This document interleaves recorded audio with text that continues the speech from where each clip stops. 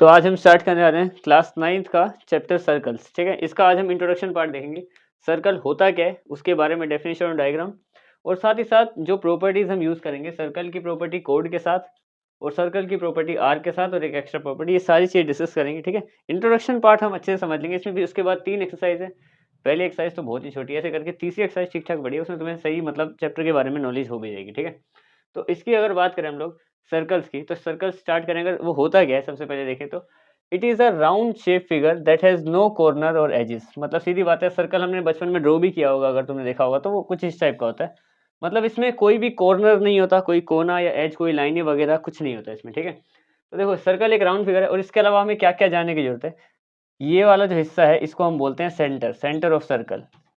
ये हो गया एक सेंटर। जो जो चीज़ तुम्हें जानने की जरूरत है वो बताया था मैं। ठीक है, उसके अलावा जैसे यहाँ से लेके यहाँ तक ये आर्क होती है, सिर्फ यहाँ से लेके यहाँ तक नहीं, कोई सा भी कोई हिस्सा यहाँ या इस चीज़ को आर्क कहते हैं। ठीक है, जैसे कि इसके आर्क के साथ भी प्रॉपर्टीज है, तो वही बता रहा हूँ मैं तुम्हें कि ये आर्क होती है। ये जो इसकी गोल ऐसे ऐसे करके जो लाइनें जाती हैं उनको हम आर्क कहते हैं। ठीक है, उसके अलावा अगर हम बात करें तो सेंटर से लेके उसके किसी भी पॉइंट को टच करने वाली चीज़, जैसे मान लो ये है, इसको हम रेडियस बोलेंगे। ये होती है रेडियस।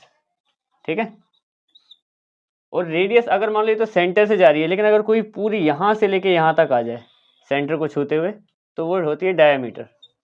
ये हो गया हमारे पास डायमीटर।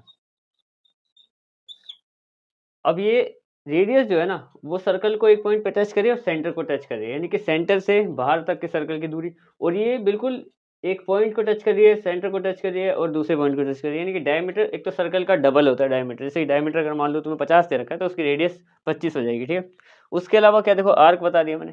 कोड क्या होता है, कोड ऐसी लाइन जो सर्कल को 2 पॉइंट पे टच करे पर बिना सेंटर को छुए। ये देखो, मतलब बेसिकली ये याद रखो कि जो 2 पॉइंट पे टच करे, क्योंकि हमें ये भी पता है कि जो डायमीटर है ना, वो खुद एक कोड है, क्योंकि डायमीटर सबसे बड़ी कोड होती है इसकी। तो कोड बेसिकली इतना याद रखो कि जो सर्कल को 2 पॉइंट पे छू रही है उसको कोड कहते हैं। उसमें डायमीटर भी आ गया, इंक्लूडिंग डायमीटर।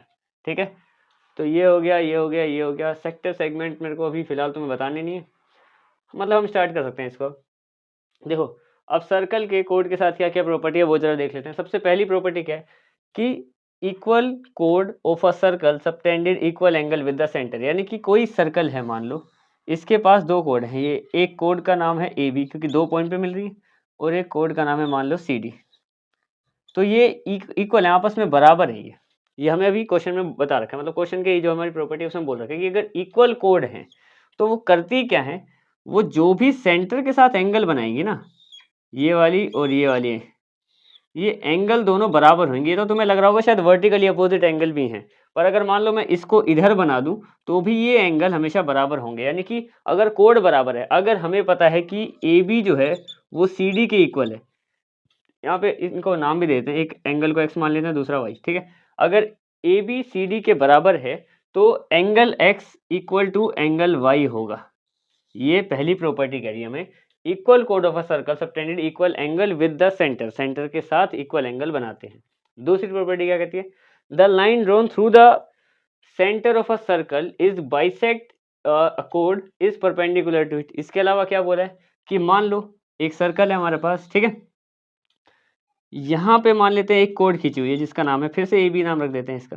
ठीक है, इसमें क्या बोला है कि a line drone through the centre, centre से अगर हम एक लाइन को ड्रॉ करें जो कि बाइसेक्ट कर दे कोड को, यानी यहाँ से अगर मैं एक ऐसी लाइन करूं जो बिल्कुल इस हिस्से को बराबर बराबर हिस्सों में बांट दे, यानी कि ए सी इक्वल टू बी डी हो जाए, यानी कि बिल्कुल ऐसे लाइन खींची है मैंने कि ये आधा आधा हो गया। जैसे कि 4 थी तो मैंने बिल्कुल ऐसे पॉइंट पे मिलाया उसको जहाँ पे दो या दो इधर दो उधर हो गए, बिल्कुल इक्वल।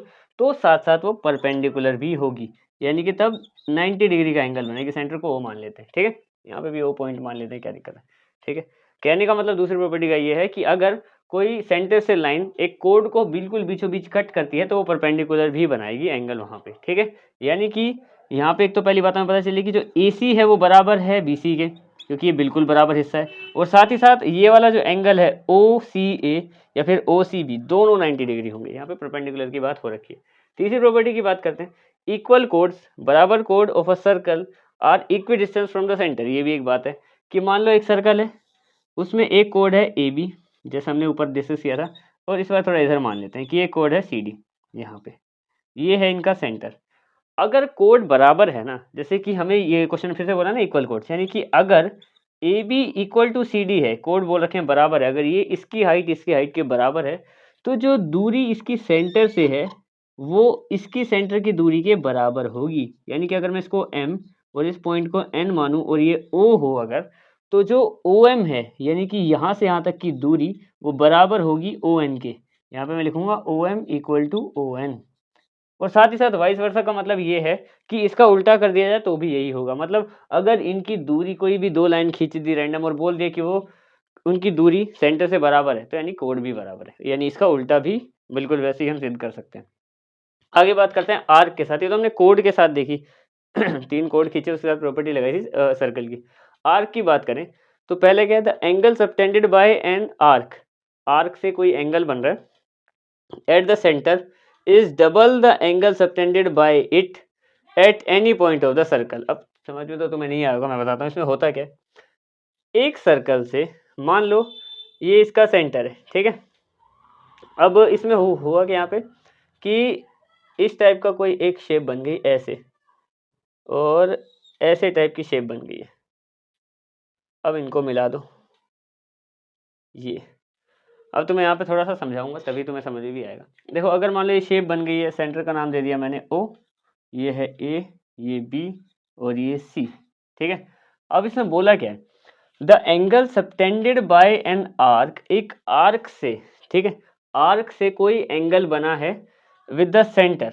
देखो अब मान लो ये आर्क है, ए बी एक आर्क है, मान लो ये हमारी एक आर्क है ए बी, तो इसने सेंटर के साथ एक एंगल बना दिया, ठीक है।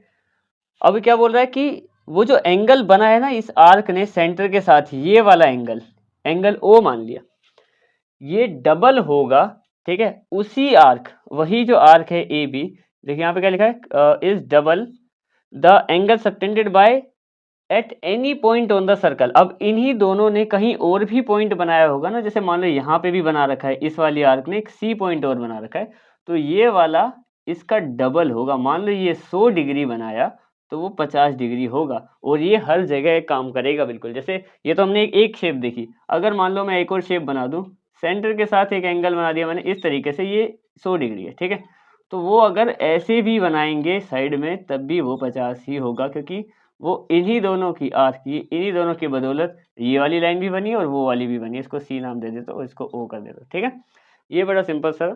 आगे बढ़ते हैं। अगली प्रॉपर्टी क्या बोलते हैं कि angles in the same segment are equal. ये भी प्रॉपर्टी उतनी इंपॉर्टेंट है, इंपॉर्टेंट तो सारी है, सारी यूज होंगी प्रॉपर्टी, ठीक है। अब इसमें क्या बोला, angle in the same segment are equal, यानी कि अगर एक सर्कल है, ठीक है, उसमें एक सेगमेंट, सेगमेंट क्या होती है, अच्छा हाँ, सेगमेंट और कोड एक ही चीज होती है, याद रखना कि सेगमेंट बेसिकली, सेगमेंट कोड है नहीं, ये वाली कोड, इसी को सेगमेंट से भी डिनोट करेंगे। और आगे आगे तो खैर सेक्टर सेगमेंट में तुम क्लास 10 में इसको और अच्छे से भी पढ़ोगे, ये थोड़ा एरिया से रिलेटेड आ जाती हैं चीज़ें, पर फिलहाल इन्होंने इसमें यहाँ पे सेगमेंट लिखा है इसको, या कोड की भी कह सकते हैं कि अगर एक ही सेगमेंट या कोड पे दो एंगल बन जाए तो वो हमेशा बराबर होंगे। डायग्राम से अच्छे से समझ में आ जाएगा। जैसे फॉर एग्जाम्पल ये ए बी सेगमेंट है या फिर ए बी कोड है, इसमें क्या होता है कि इसने मान लो यहाँ पे एक एंगल बना दिया, आ रही बात समझ में, यहाँ पे एक एंगल तैयार हुआ, ये वाला एंगल मान लो 50 है, क्लियर।